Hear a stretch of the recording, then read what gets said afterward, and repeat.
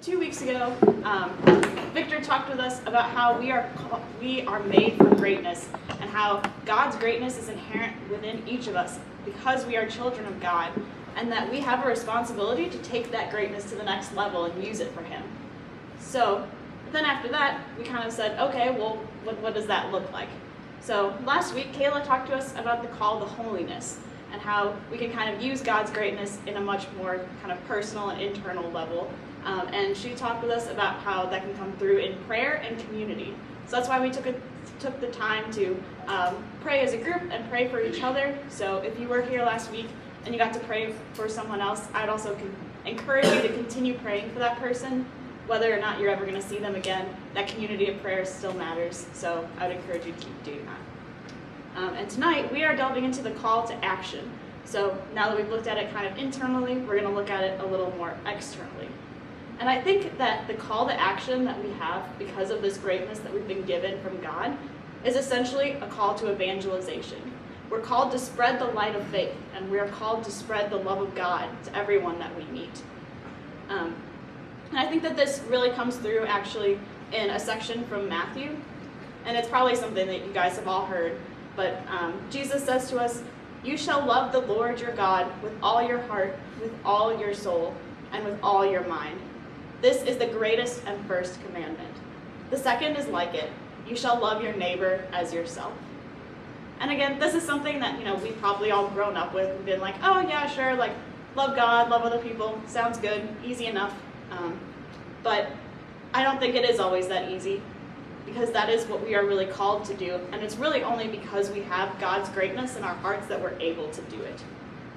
So, if this comes down to really evangelization, I think it's important to look at, well, what is evangelization? And for me, my understanding of evangelization has really changed over the past few years. Growing up, my understanding was that evangelizing was like when you would go up to random people's doors and knock on their door and be like, oh, have you found Jesus? Or like people like Brother Jed or whoever is currently out on speaker circle yelling at people, telling them that they're all going to burn in hell. That was my understanding of evangelization. So I think kind of naturally I avoided it like the Black Plague, because it just was very unappealing, and I was like, no, I just pretended that was not part of my responsibility because I didn't really like it that much. Well, a few summers ago, my understanding of what evangelization is actually really changed. It was challenged, and I think I have a better understanding of what it is. So 2 summers ago, a couple of my friends who are just non-denominational Christians, they went to a Christian leadership camp in Estes Park, Colorado, which, if you've never been, it's super beautiful. It's like in the middle of the Rocky Mountains, so you get to like climb mountains, and it's like very naturey, and it's really awesome. So a couple of my friends Sam, Elaine, and I decided to take a road trip out to Estes Park to visit some of our friends who were there. So that was a very long drive, but it was super fun. And one of the things that my friends did when they were at this camp is something called project days, where they would do some kind of project to help them grow in their faiths. And the project day that they did while we were there was to go to Boulder, Colorado, and evangelize on the streets. My friend Elaine and I were both invited to go along with and help out and try it out for ourselves. So I was talking about it with Elaine, and Elaine was just super excited. She was like, Emily, this is going to be so great. We're going to go out onto the streets and we're going to share the gospel with people, and it's going to be awesome. And I was like, yeah, that'll be great. But actually, no, it's not. And I told her, I said, Elaine, I'm really nervous about this because Catholics don't evangelize. Like, that's not something we do. Like, if you already are Catholic, that's awesome. I welcome you with open arms, or if you want to become Catholic, that's great. I totally support you in that. But I'm not about to go out and, like, try to convert people or anything like that. I was like, that's not something that we do. And Elaine was very understanding, and she said, don't worry about it, just come with me, I'll take the lead, we'll be fine. So we did, we went out to Boulder, and Elaine did take the lead. She was able to kind of go up to strangers on the street and say, hey, do you want to talk about your faith life? And I just kind of awkwardly stood behind her and nodded occasionally when it felt appropriate. So I didn't have to do a whole lot. And then we came up to this one woman who was sitting on a park bench by herself, and she was probably like in her 30s. And well, Elaine went up to her and said, oh, would you be willing to talk with us about your faith life? And she said yes. So we sat down with her, and she actually shared with us that she used to be Catholic when she was growing up, but now she didn't really believe in it anymore. So Elaine turns to me, knowing that I am Catholic, and said, oh, Emily, what do you think about that? Do you want to share your experience? And I didn't, by any means of the imagination, but of course I wasn't going to say that in front of this woman. So I said, sure, yeah, let's talk about it. And this woman shared with me that she really struggled with her faith because she didn't really know how to reconcile the paths of pain and faith. Like, she felt like, when she was going through difficult times, that God wasn't there for her, that her faith community wasn't there for her, and that's why she walked away from Catholicism. And it was really powerful for me because I had gone through something pretty similar myself. And I was able to share that with her. I told her that, on a certain level, I kind of got it because I knew what it was like to struggle with both pain and faith.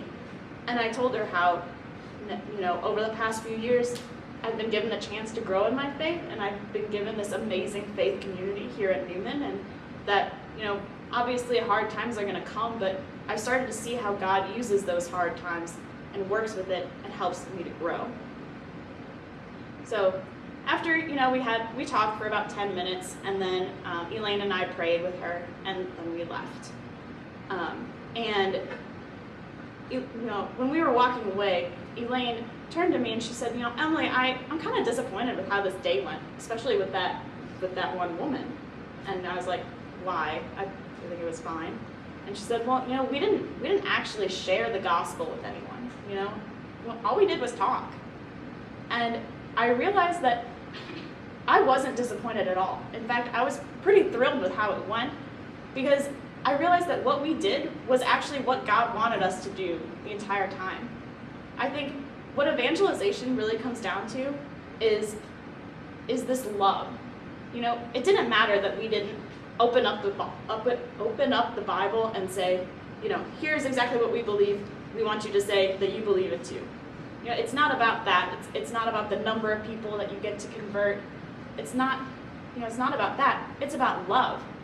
And I thought back to that passage from Matthew that I shared with you guys, and I thought, we did that. We showed these people the love that we had for God and the love that we had for them, and we treated these people as our neighbors, as our own. And that was the way that we evangelized. So, how does this all tie back to greatness and the fact that this is the Greatness series? Well, I think it really ties back because the only way that we are able to show that kind of love and do that type of evangelization is because we are children of God and because God's greatness lives within us. I think it's only because God's greatness is so big and powerful that that's what just starts to overflow from us. And it comes out in us in the way that we live our lives and the way we interact with other people. And that's how they feel that love. They can feel the love of God through us. And that's really what evangelizing is. That's what our call to action is to love others. So the other thing I was kind of thinking about is how everyone's call to action will actually look a little bit different. Just because Elaine and I had very different styles in how we wanted to evangelize and how we wanted to talk to people about their faith, doesn't mean that my way was right and hers was wrong inherently. Because what's cool about God's greatness is that it takes into account all of our gifts and talents and uses those to further God's kingdom here on earth. And one of the things I was thinking about is really actually my role as campus ministry intern. So, as intern here, I do a lot of things. I lock up the building at night. I take away people's toys when they become dangerous. Sorry, I ruined the fun. I apologize. But one of the really big parts of my job is evangelization on this campus. But I really struggled with that part of my job because I found myself comparing myself to Alex Folk, who was the campus ministry intern last year. And Alex was a very outgoing person. Alex was kind of loud and boisterous and like, yes, everybody be my best friend. This is gonna be great. Like, he just had a very, very big personality. And not that I don't want to be everybody's best friend. I think that would be great. But I'm very much the opposite of Alex in a lot of those ways. If you don't know me, I'm an incredibly introverted person. I really like to spend time by myself. I find groups of people greater than 4 people very overwhelming. Like, especially, if there's more than one conversation going on, like, where do you focus? Who do you listen to? What do you do? It's so stressful. I just hate it. And when I was thinking about that, I just really struggled with how that fit into how I could evangelize in this role. Because Alex was the kind of person who, at summer welcome, would yell at people from across the room and say, come over to the religious life table, come learn about the Newman Center. And I never did that. I was not about to do that because it made me super uncomfortable. And I was like, no, they can come to me if they want to come. But I've come to realize that even though I'm not the same as Alex, and the way that I evangelize people is not the same as Alex, that doesn't mean that God isn't still working through me. What I've come to find is that, what I've been able to do, because I'm kind of a quieter person, is that I've been able to build a strong connection with maybe fewer people, but I can connect to them on a deeper level. And I'm a little bit more receptive to people who might be feeling uncomfortable in different situations or might not really know anyone, because I get that, and I know what that feels like, and I can usually see it on their faces. And it's given me the chance to be able to connect with those people. And I can count on my more extroverted friends, like Victor, to kind of pick up where I can, hi Victor, to pick up where I can't. Because it doesn't matter that I can't be Alex. I shouldn't be Alex, because that's not me. Because God is going to use who I am to further his kingdom. And something else, when I was really thinking about how introverted I am, is that I really struggled with considering it a weakness. I really found myself thinking, maybe Angela and Joanne made a mistake hiring me, because I'm just kind of quiet, and I like going to bed early, and I have to lock up at midnight, which means I have to stay up till midnight every night, and that kind of stinks. And, I was just very insecure.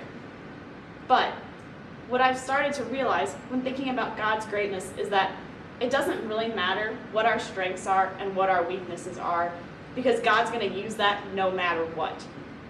And I really loved how St. Paul explains it in his second letter to the Corinthians, where God tells him, my grace is sufficient for you, for my power is made perfect in weakness. And I just love this, because what it's basically saying is that our weakness is God's greatness. God's going to take no matter who we are, no matter what we're good at or what we might not be so good at, and use it. And that's why we can evangelize. That's why we can love others with the same love that Jesus shows.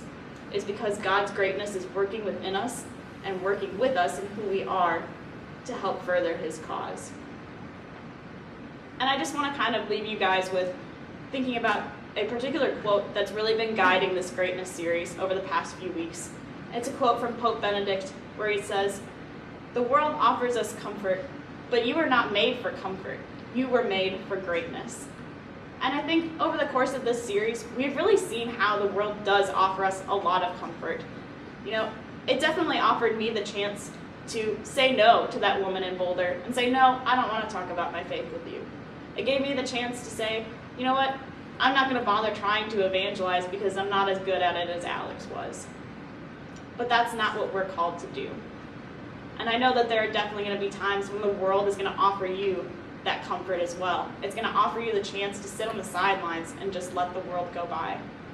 But I hope that you remember that I was not made for that comfort, and you are not made for that comfort. Because we are children of God. We have that greatness in us. We are made for greatness. Thank you, guys.